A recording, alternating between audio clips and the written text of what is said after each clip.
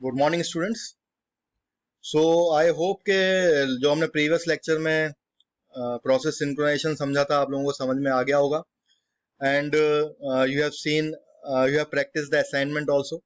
तो आप लोगों को असाइनमेंट भी समझ में आ गया होगा कि किस तरीके से कितने different different values of b you can get. ठीक है, तो let's move on and in this lecture we are going to discuss the critical section. Critical section मैंने आप लोगों को बता दिया है कि जब भी मैं रिसोर्सेज को शेयरेबल मोड में काम लूंगा, जो भी मेरे रिसोर्सेज शेयर्ड होंगे वो क्या कहलाएंगे, क्रिटिकल सेक्शन कहलाएंगे। So critical section it is that part of code where process can access the shareable resource. तो ये वो कोड का पार्ट होगा जिसमें हम शेयरेबल रिसोर्स को एक्सेस करेंगे, but there should be no inconsistency. हमें इस चीज का बहुत ध्यान रखना पड़ेगा कि किसी भी तरीके से इनकंसिस्टेंसी ना हो। ठीक है, तो process has two types of resources, one is the private resource, second one is the shared resource, that I have told you earlier also. In the case of private resource, process can execute the code whenever it wants. जब भी private resource होगा, मैंने आप लोगों को बताया था मेरा घर है, मैं चाहे जैसे रहूं, जैसे मैं अपने रिसोर्सेज को यूज करूं, मैं जब चाहे टीवी देखूं, मैं जब चाहे एसी ऑन करूं, मैं जब चाहे म्यूजिक सुनूं, मैं जब चाहे मूवी देखूं। So all these are my private resource, so that the use of those resources is depend upon my own will. But जब मैं शेयर्ड रिसोर्स की बात करता हूँ, जैसे मान लो मेरे को ट्रेन है, मेरे को कहीं जाना है, लेट सपोज के मेरे को बॉम्बे जाना है, तो जब मेरे को बॉम्बे जाना है तो मेरे को क्या करता हूँ, मैं बॉम्बे जाने के लिए सबसे पहले शेयर्ड रिसोर्स को देखूंगा। तो शेयर्ड रिसोर्सेज मेरे पास क्या क्या है, मेरे पास ट्रेन है, मेरे पास बस है, मेरे पास फ्लाइट है। ठीक है, लेकिन मैं ट्रेन ज्यादा प्रेफर करूंगा क्योंकि मैं झालावाड़ में रहता हूँ, झालावाड़ के नियर अबाउट मेरे पास क्या है, रामगंज मंडी भी है, कोटा स्टेशन भी है, और वहां से I can access train very easily. So what I will do, I will book the ticket. But booking of the ticket के लिए मेरे को क्या पड़ेगा, मेरे को क्या जरूरत पड़ेगी, the date and the time. ठीक है, according to my requirement I book the ticket, I book the train. ठीक है, उससे क्या होगा, मैं अपनी एक सीट को बुक कर लूंगा। अब इसका मतलब क्या हो गया कि मैंने शेयर्ड रिसोर्स को एक्सेस कर दिया। अगर मेरे को उस टाइम पे रिजर्वेशन नहीं मिलेगा तो मेरे को वेटिंग दिखेगा and I have to search for the another train. ठीक है, तो this is the example, the best example for the shared resources. तो मैं क्या होगा, उस टाइम पे जाऊंगा।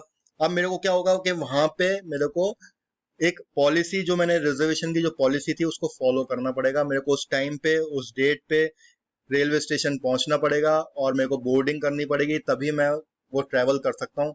अगर मैं अपनी मनचाही डेट पे वहां पे पहुंच गया, अपने मनचाहे टाइम पे पहुंचा, अगर मैं अपने मनचाहे टाइम पे पहुंचूंगा तो वैसे भी ट्रेन मेरे को नहीं मिलने वाली। लेकिन अगर मैं मनचाहे डेट पे पहुंचा तो उस डेट पर मेरे को उस सीट पर रिजर्वेशन जो मैंने कराया था वो नहीं मिलेगा। सो वो क्या हो जाएगा, मेरा डेटा इनकंसिस्टेंट हो जाएगा। So in the case of private resource, process can execute the code whenever it wants. तो यही सेम केस होता है ऑपरेटिंग सिस्टम के अंदर भी, प्रोसेसेस के अंदर भी। But in the case of shared resource it has to follow some policies and criteria. ठीक है, so there are many solutions we can define or we can suggest for the critical section problem. ठीक है, तो critical section की यही problem है कि मेरा जो डेटा है वो इनकंसिस्टेंट नहीं होना चाहिए। तो इस लेक्चर के अंदर अपन क्रिटिकल सेक्शन के क्राइटेरियाज पढ़ेंगे, पॉलिसीज पढ़ेंगे, टर्म्स एंड कंडीशंस पढ़ेंगे, लेकिन solutions we can propose as many as we want. हमें कितने सॉल्यूशंस चाहिए वो according to our application, according to our brain अपन बता सकते हैं। ठीक है, लेकिन जो क्राइटेरिया होते हैं, जो पॉलिसीज होती हैं क्रिटिकल सेक्शन की, वो अभी हम डिस्कस करेंगे, वो सेम ही रहने वाली है, वो कभी नहीं बदलने वाली। So let's see the policies and criteria.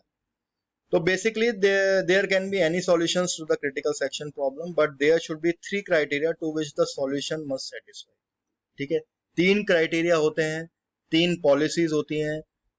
इन तीनों पॉलिसीज को सेटिस्फाई कराना बहुत जरूरी होगा क्रिटिकल सेक्शन प्रॉब्लम का जो हम सॉल्यूशन प्रपोज करेंगे। ठीक है, जो भी हम सॉल्यूशन देंगे क्रिटिकल सेक्शन प्रॉब्लम को सॉल्व करने के लिए, उसके अंदर ये जो 3 क्राइटेरिया अभी हम डिस्कस करने वाले हैं वो जरूर से जरूर सेटिस्फाई होने चाहिए, फुलफिल होने चाहिए। ठीक है स्टूडेंट्स, इस लेक्चर्स में ये जो प्रोसेस सिंक्रोनाइजेशन हम पढ़ रहे हैं, इसमें मैं बहुत धीरे धीरे चलूंगा।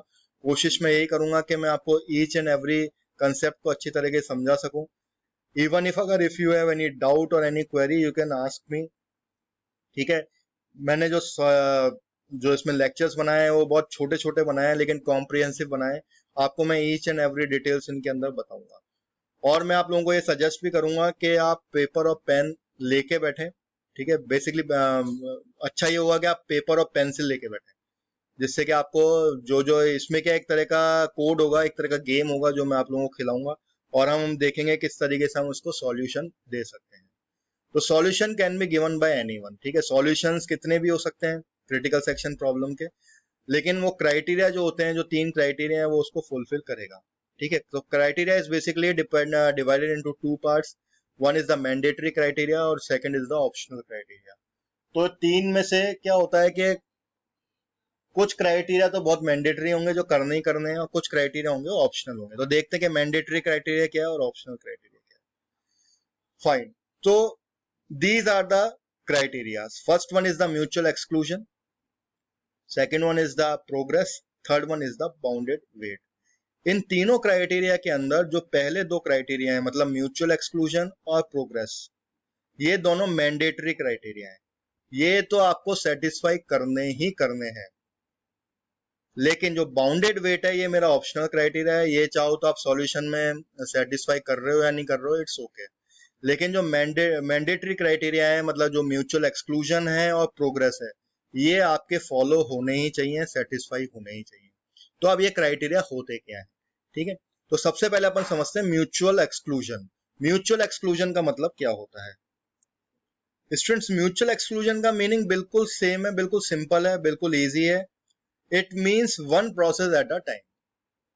तो इसके बाद इसको समझाने के लिए फिर से मैं एक वो रियल टाइम एग्जांपल हम लेते हैं, ट्रेन वाला।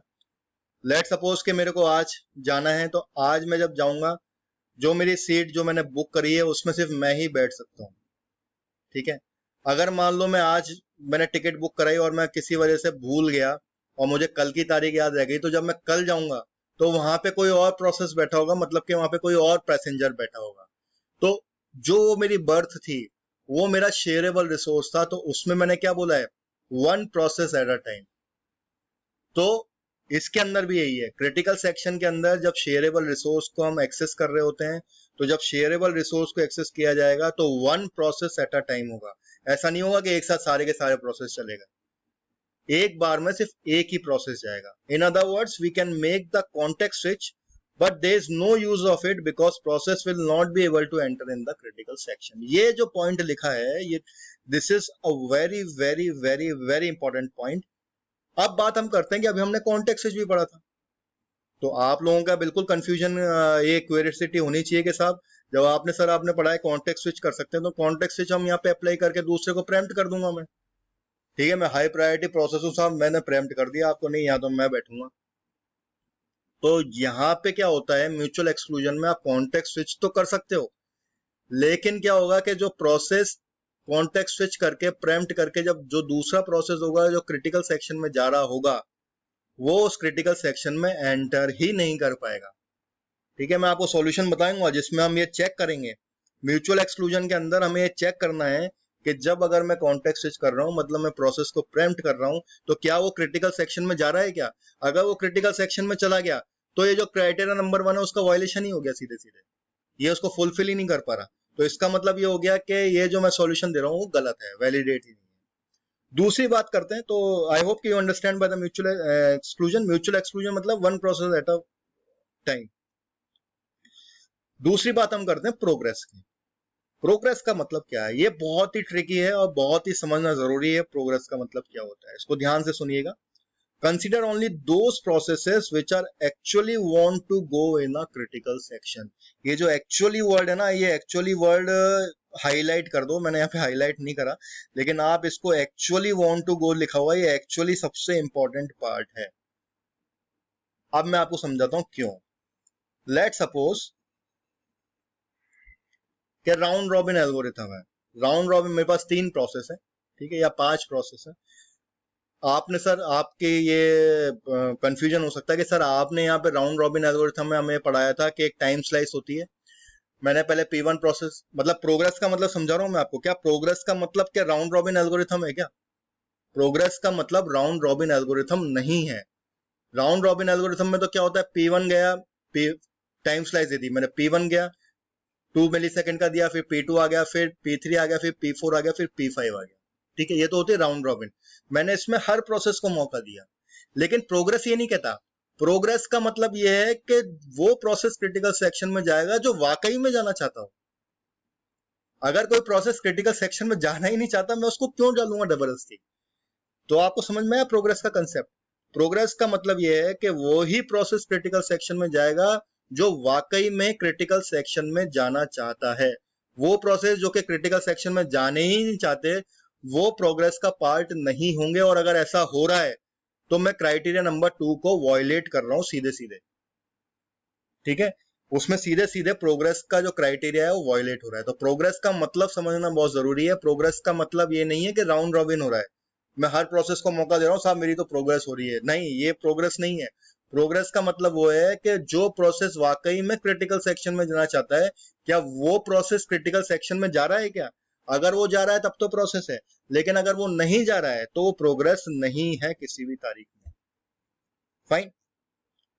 तीसरा क्राइटेरिया है bounded with, there must be a specific time bound, which means after specific time process is bound to enter in the critical section so that there will be no starvation. ठीक है, यहाँ पे भी starvation की problem आएगी। हो सकता है कि मान लो आप क्रिटिकल सेक्शन में गए और क्रिटिकल सेक्शन में चले रहते ही चले गए। ऐसा भी नहीं होना चाहिए। एक बाउंडेड टाइम, मेरे को एक स्पेसिफिक टाइम मेरे को स्पेसिफाइड करना पड़ेगा। जैसे कि मान लो ट्रेन है, मैं यहाँ पे कोटा से बैठा, कोटा से चला गया बॉम्बे। बॉम्बे में जब जैसी ट्रेन बंद हो जाएगी तो क्या मैं वो रिसोर्स को एक्वायर करके रखा रहूंगा क्या? नहीं रखा रह सकता, मेरे को वो रिसोर्स को छोड़ना पड़ेगा। ऐसा थोड़ी है कि मैं उस ट्रेन के अंदर बैठा ही रहा और अगले दिन दोबारा उसी बर्थ पे बैठ के आ गया। ऐसा पॉसिबल नहीं होगा। तो एक बाउंडेड टाइम होता है, उस बाउंडेड टाइम के बाद प्रोसेस जिसने रिसोर्स को एक्वायर किया है उसको वो छोड़ना ही पड़ेगा, और जो दूसरा प्रोसेस वेट कर रहा है वहां पे उसको क्रिटिकल सेक्शन में जाने की परमिशन देनी ही पड़ेगी आपको। ठीक है, जिससे कि स्टारवेशन ना आए।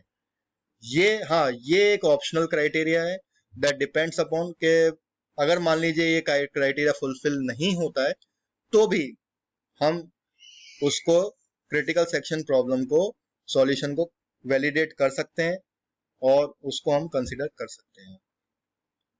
फाइन। सो अब ये मैं आपको बताता हूँ सिस्टमेटिक सॉल्यूशन क्या होता है प्रोसेस का। अब इसके बाद जो हम आगे लेक्चर्स में पढ़ेंगे वो फिर हम आगे डिस्कस करेंगे। तो बेसिकली क्या होता है, तो systematic solution critical section problem का क्या होता है स्टूडेंट्स के, ये प्रोसेस है। प्रोसेस के अंदर सबसे पहले एक तो एंट्री सेक्शन होगा। पहले प्रोसेस पूछेगा कि मैं एंटर हो सकता हूँ क्रिटिकल सेक्शन में। अगर वहां पे नहीं होगा, उसके लिए अलाउड नहीं होगा, तो वो एंट्री नहीं कर सकता। ये मेरे को क्या बता रहा है, म्यूचुअल एक्सक्लूजन बता रहा है। अगर उसको अलाउ कर दिया तो क्रिटिकल सेक्शन में एंटर कर जाएगा, क्रिटिकल सेक्शन को पूरा एग्जीक्यूट करेगा। एग्जीक्यूट करने के बाद वो एग्जिट सेक्शन में आ जाएगा। तो जैसे ही वो एग्जिट कर जाएगा उसके बाद उसका रिमाइंडर सेक्शन है। तो ये आपने देखा, ये जो क्रिटिकल सेक्शन है ये तो मेरा शेयरेबल रिसोर्स है, मतलब कि रिसोर्स को एक्सेस करने के लिए भी तो कोई कोड लिखा जाएगा। तो वो कोड ये है शेयरेबल रिसोर्सेज का, और ये जो रिमाइंडर कोड है ये नॉन शेयरेबल रिसोर्सेज का, मतलब जो मेरे प्राइवेट रिसोर्सेज हैं उसका ये है। तो ये तो मैं कभी भी एग्जीक्यूट कर सकता हूँ। ये वो कोड है जिसमें मैं शेयरेबल रिसोर्स को एक्सेस करूंगा। तो इसका एक एंट्री सेक्शन होगा, एक एग्जिट सेक्शन होगा। मतलब मेरे को बताना पड़ेगा कि मैं एंट्री कर रहा हूँ, और जब मैं पूरा उसको एग्जीक्यूट कर लूंगा तब मेरे को ये बताना पड़ेगा कि मैं एग्जिट कर रहा हूँ। So by this, you understand the concept of critical section. You have discussed the criteria of the critical section. अब इसके बाद जो लेक्चर्स आएंगे उसमें हम सॉल्यूशन डिस्कस करेंगे स्टूडेंट्स, जो कि बहुत इंपॉर्टेंट है। मैं आपको ये सजेस्ट करूंगा कि आप पेपर और पेंसिल लेके बैठें और उसके बाद आप इसको समझें सॉल्यूशन को। सॉल्यूशन देते समय, प्रपोज करते समय सिर्फ हमें एक चीज का ध्यान रखना है कि जो तीनों के तीनों क्राइटेरिया हमने डिस्कस किए हैं उनमें से जो दो क्राइटेरिया है, मतलब म्यूचुअल एक्सक्लूजन और प्रोग्रेस, वो पूरी तरीके से सेटिस्फाई होने चाहिए। अगर वो सेटिस्फाई नहीं होते हैं तो जो हम सॉल्यूशन प्रपोज कर रहे हैं वो वैलिडेट नहीं होगा। अगर वो सॉल्यूशन सेटिस्फाई करते हैं म्यूचुअल एक्सक्लूजन को और प्रोग्रेस को तो वो सेटिस्फाइड होगा। आई होप कि आपको प्रोग्रेस समझ में आ गया होगा। प्रोग्रेस का मतलब राउंड रॉबिन कतई नहीं है। प्रोग्रेस का मतलब है कि जो प्रोसेस वाकई में क्रिटिकल सेक्शन में जाना चाहता है वो ही प्रोसेस को मौका दिया जाएगा। So by this I end this lecture, and from the next lecture we will discuss the solution for the critical section problem. Thank you.